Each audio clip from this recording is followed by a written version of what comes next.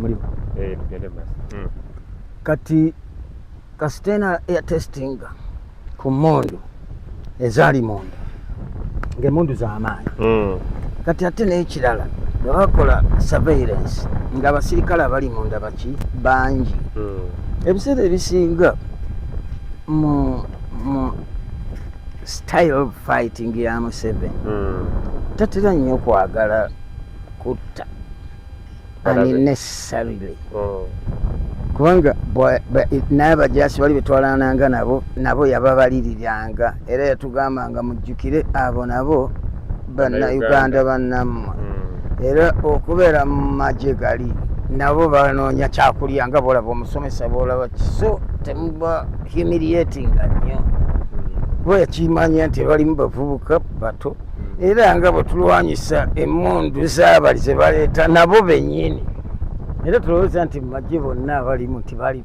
abalala ne bo bakwatibwa obukwatibwa ne bajja ne bakola emirimu awulira so kakati nga senga tutandika okulwana toli tusobola obbakuba naye ate n'abaana y'enki bandirugendeddemu kuba abasajja baalina emmundu ennene ezisobola okuyitamu nezibeeri baki baana y'enki ekibuga ogwahe n'ekyo nga takyagala ate ekirala nga bwe kuba kukooba tusobola bakuba bubi nnyo munda ne tubakola ki naye abandivuddewo bandibadde baki batono nigamba obukodi oyo buli abo mubasiijingi mbasaleko surprise kimala bajja kuwanika bukka n'ekirala nti ye okugezaako okuwonya abantu okufa olwo ekitundu anti kakati uganda tugikutte kati 50% tumaze ogikwata olwo tweyongera tujja mu 60% kati buli tetweyongeranga nga naye ayongera okulaga obukodyo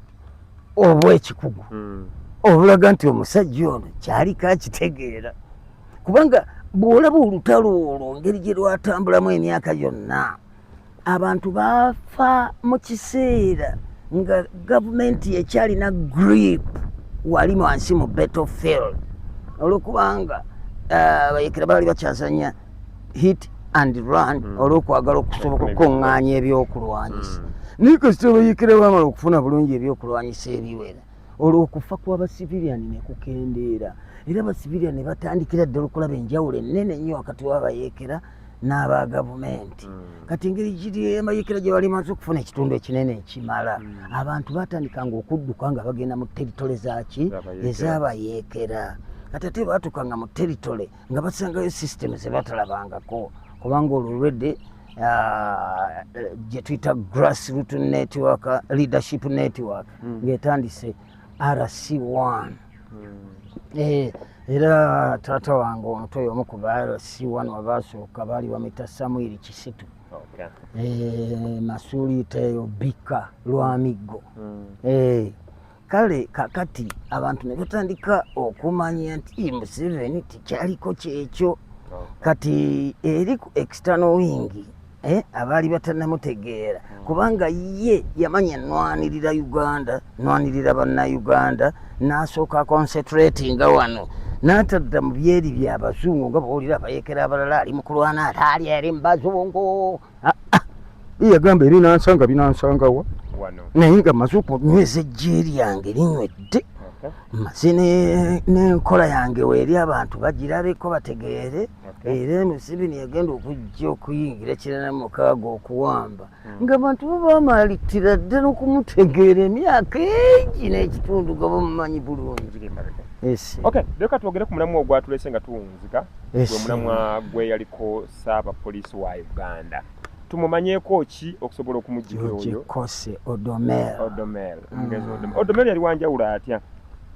Enjawulo y'Odomel yaliwo nti Odomel yajja from nowhere okulya obukulu obwo kubanga ekitiibwa kye yaweerwako appointment.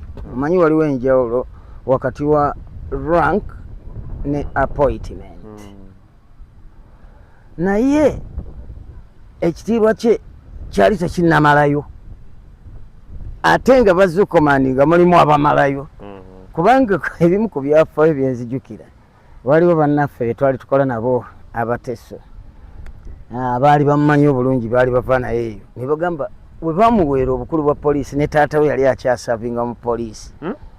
Taata we yali DPC. Awulira kati bwe mutabani wabwayi gipi naganze poliisi ngivuddemu. Tate n'agibeeramu nti mutabani wange yankomandi n'avaamu.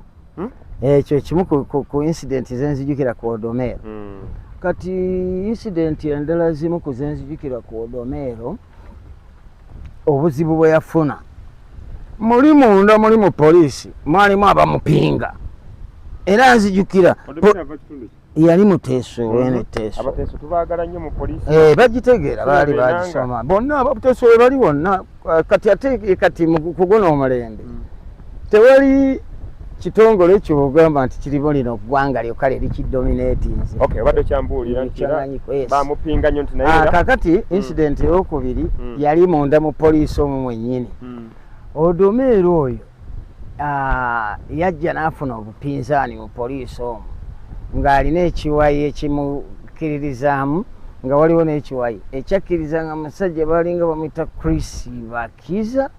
Chris Bakiza waali yawumula yali munoonyereza. Yawumula yali munnamateeka. Chris Bakiza mujjukira. Chris Bakiza abo gundi eyasinga okubayuzaayuza yali ya mukyala Sebutinde Julia. Yali commission of inquiry. Emisango mingi. Yali Chris Bakiza yabeerawo Clever Byamugisha. Ogwabeesigye gyo n'emisango.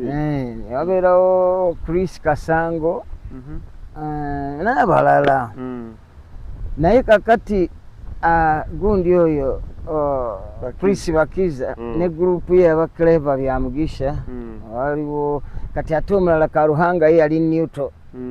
Kubanga Karuhanga yali yasooka kubanga director of CID by then yawe ng'ali Newton. Naye oli Clever ne Chris bapinga nnyo Odomero. Kuba Odomero yajja n'abayingirira nnyo kuba baali mu CID omwo. Kati n'ajja bawulira fayiro nnyingi nnyo ze baali bamismanaginga n'ayagala okwagala okubikola kati olutalo ne lubeerawo ne luyuzaamu ne poliisi wabiri. Naye olwokubanga nti mukama waffe yalina ebimalawo bingi by then akyatungirira butungirizi umbrella yaffe akyasiba mipiira ku baasi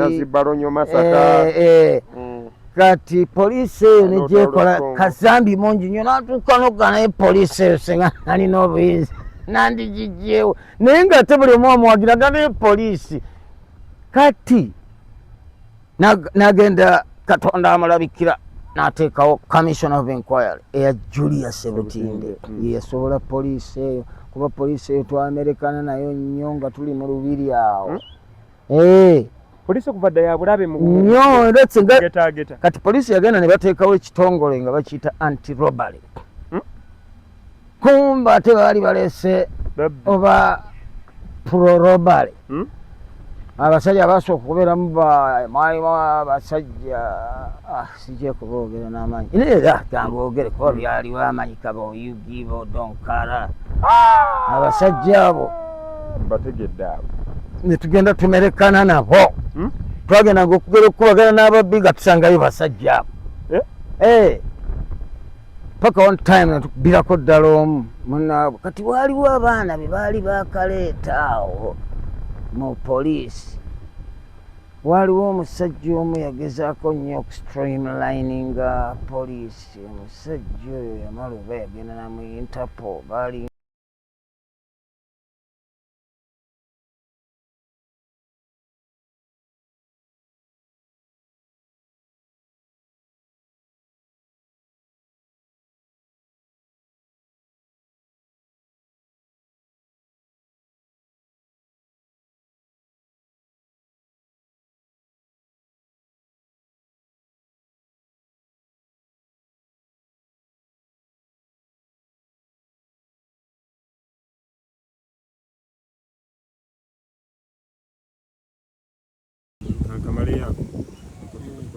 Kamaleya Kasakira. Shakira gwe twali tusinga okwesiga mu poliisi by then nga tuli mu lubiri naye waliwo incident emu yamalirako amaanyi. Waliwo mukama waffe ennaku zino minisita bamuyita Bright Lwamirama. Fande Bright Lwamirama yali akyali meja ng'asoma ku university awo, ne wabeerawo lecturer awo omu baali bamuyita Professor Mabirizi, ne bamubbako emmotoka ye. Kati bamubbako emmotoka ye n'agamba, gwe baana bange b'endekkyali nga mulimu abasirikale nyambaako. Kati Bright Lwamirama oyo n'agenda amutuleetera mu lubiri n'amutukwasa, ne tunoonya emmotoka ye. Kati kugenda okutandika okunoonya emmotoka ye ng'agamba nti alina basuspect 3 be baakwata ne bateeka ku poliisi, Sakira y'abalina. N'abatubuulira amannya nga tubamanyi nga n'omu namulabyeko eggulu, nga y'amanyi nti bali mono. Ntumugamba abo bali bweru, n'agamba mulimba, ne tugenda ne tubakwata ne tumuyita nga tubakutte.